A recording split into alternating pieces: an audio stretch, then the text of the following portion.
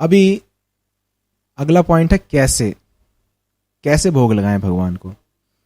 तो यहाँ पे आप देख रहे हैं एक थाली है, तो भगवान को अलग से एक छोटे थाली रखिए, नया थाली, झूठा ना हो, एकदम नया थाली होना चाहिए, साफ सुथरा थाली, और छोटे छोटे बाटियां हो सकती हैं। तो जो भी आप बनाते हैं घर पे वो सब थोड़ा थोड़ा करके भगवान के लिए एक थाली बना के भगवान को भोग लगाएं। भोग लगाने का तरीका है, ये थाली बनाने के बाद जैसे हर घर में पूजा घर होता है जहाँ राधा कृष्ण का फोटो या फिर विग्रह है, या अगर आपके घर में सीताराम जी का फोटो हो, लक्ष्मी नारायण का फोटो हो, भगवान राधा कृष्ण का फोटो हो, या भगवान कृष्ण का ही फोटो हो, कोई बात नहीं, आप उन फोटो के सामने इस प्लेट को रखिए। और फिर पहला पॉइंट है तुलसी। तुलसी का पत्ता बहुत जरूरी है। इस फोटो में तुलसी का पत्ता नहीं है, इसका मतलब यहाँ पर हर एक व्यंजन के ऊपर तुलसी का दल देना पड़ेगा। उसके बिना भगवान भोजन नहीं खाते हैं, स्वीकार नहीं करते हैं। तुलसी देवी बहुत आवश्यक है। तो हर एक आइटम पे तुलसी देने के बाद फिर आप क्या करेंगे, अगला पॉइंट है मंत्र, मंत्र उच्चारण करना। हालांकि प्रभुपाद जी ने बताया असली मंत्र है हमारा प्रेम, हमारा भक्ति भाव और हमारी विनम्रता कि हे भगवान, मैं तो तुच्छ प्राणी हूं, मैं तो किसी लायक नहीं हूं, और मैं आपको क्या खिला सकता हूं, आप तो पूरे जगत के स्वामी हैं। लेकिन फिर भी मैं भक्ति भाव और विनम्रता से ये सेवा करने का प्रयास कर रहा हूं, कृपया करके स्वीकार करें मुझे, मेरे ऊपर ये छोटा सा उपकार करें मेरे हाथ से। तो जो भक्त लोग मंत्र के बारे में जानना चाहते हैं कि कौन सा मंत्र बोलना चाहिए हमको भोग लगाने के समय, ये सब मंत्र हैं। लेकिन इन मंत्रों से भी ज़्यादा जरूरी हमने सुना आज प्रभुपाद जी बोले कि आपका विनम्रता और आपका भक्ति भाव, सरलता, सरलता, विनम्रता और भक्ति भाव से जो आप भगवान को भोग लगाएंगे भगवान वो स्वीकार करेंगे। लेकिन फिर भी क्योंकि हम गुरु के माध्यम से भगवान को भोग लगाते हैं, गुरुदेव को देते हैं, फिर वो अपने गुरु जी को देते हैं, तो इसीलिए सबसे पहले हम गुरु के मंत्र उच्चारण करते हैं।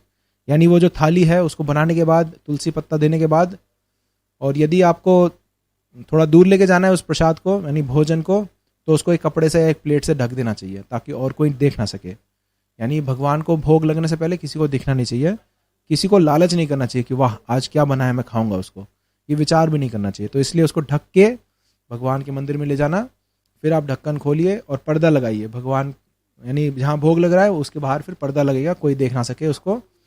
और फिर आप प्रणाम करते हुए, घंटी बजाते हुए ये मंत्रों का उच्चारण करेंगे। पहला मंत्र है गुरु जी को मंत्र, यानी हम गुरु से प्रार्थना कर रहे हैं कृपया इस भोजन को भगवान तक पहुँचाइए। तो हम जैसे इस्कॉन में हैं तो प्रभुपाद जी हमारे सभी के शिक्षा गुरु हैं, तो इसीलिए जिनका दीक्षा हो चुका है तो वो अपने दीक्षा गुरु के मंत्र तो जानते ही होंगे। तो सबसे पहले अपने दीक्षा गुरु के मंत्र बोलने हैं 3 बार, उसके बाद प्रभुपाद जी के मंत्र बोलने हैं 3 बार। यदि आपका दीक्षा नहीं हुआ है और आप फिर भी मंत्रों का उच्चारण करना चाहते हैं तो आप डायरेक्टली प्रभुपाद जी को मंत्र उच्चारण कर सकते हैं, प्रभुपाद जी को अर्पित कर सकते हैं कि आप कृपया भगवान कृष्ण तक पहुँचाएं, क्योंकि सभी के शिक्षा गुरु प्रभुपाद जी हैं। जो भी इस्कॉन में आए हैं प्रभुपाद जी से ही शिक्षा ले रहे हैं, प्रभुपाद जी की शिक्षाओं को ही पालन कर रहे हैं, तो इसलिए शिक्षा गुरु के रूप में स्वीकार कर सकते हैं। और ये मंत्र है नमः ओम विष्णुपदाय कृष्ण पृष्ठाय भूतले श्रीमते भक्ति वेदांत स्वामिनिति नामिने नमस्ते सारस्वती देवे गौरवाणी प्रचारिणे निर्विशेष शून्यवादी पाश्चात्य देश तारिणे। तो ये इन मंत्रों का अर्थ है, मैं प्रणाम कर रहा हूँ श्रील प्रभुपाद जी को, जिन भक्ति वेदांत स्वामी जी को, जो कि भगवान कृष्ण के बहुत ही प्रिय हैं और इस भूतल यानी इस भूलोक में आए हैं प्रचार करने के लिए, हम सबका उद्धार करने के लिए।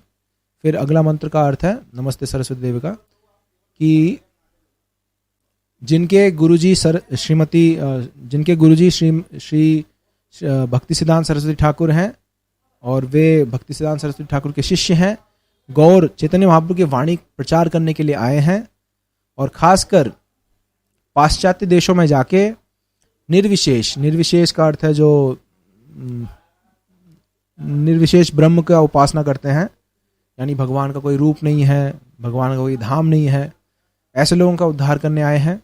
और शून्यवादी, शून्यवादी का अर्थ है जो बोलते हैं कि भगवान भी नहीं है और जीव भी नहीं है, कोई भी नहीं है, जैसे बुद्धिस्ट लोग हैं वो शून्यवादी हैं, या फिर जो नास्तिक लोग हैं या जो साइंटिस्ट हैं वो सब शून्यवादी हैं कि मरने के बाद सब कुछ शून्य हो जाएगा, हम सभी केमिकल से मिलके बने हैं और जब ये सारे रसायन सब गायब हो जाएंगे तो हम जीवन भी खत्म हो जाएगा, ये शून्यवाद है।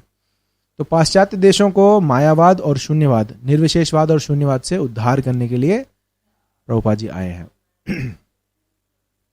फिर अगला मंत्र है श्री चैतन्य महाप्रभु के, जैसे हमने बताया ना गुरु आचार्यों के माध्यम से फिर चैतन्य महाप्रभु तक पहुंचेगा, और चैतन्य महाप्रभु स्वयं राधा कृष्ण के मिलित अवतार हैं। तो चैतन्य महाप्रभु को प्रणाम करते हुए ये मंत्र पढ़ सकते हैं 3 बार। नमो महावदान्याय कृष्ण प्रेम प्रदायते कृष्णाय कृष्ण चैतन्य नामने गौरीतिशे नमः।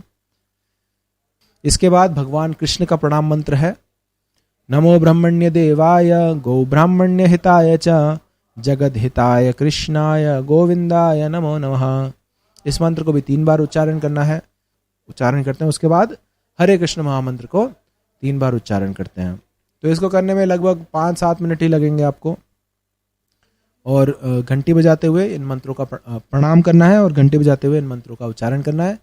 और इससे ऊपर और जरूरी है भगवान से विनम्र प्रार्थना करना, हे भगवान आप बहुत दयालु हैं, आप हमारे घर में पधारे हैं, कृपया करके इस तुच्छ सेवक से इस तुच्छ भोग को स्वीकार कीजिए। आपके लिए तो हजारों करोड़ों लक्ष्मियां हमेशा भोग बनाती हैं, सुंदर सुंदर व्यंजन बनाते हैं, मैं क्या बना सकता हूँ, और ये सारा सामग्री तो आपका ही है, लेकिन जितना सामर्थ्य है उतना मैं प्रयास किया हूँ, विनम्रता से कृपया इसको भी स्वीकार करें और हमारे ऊपर कृपा करें।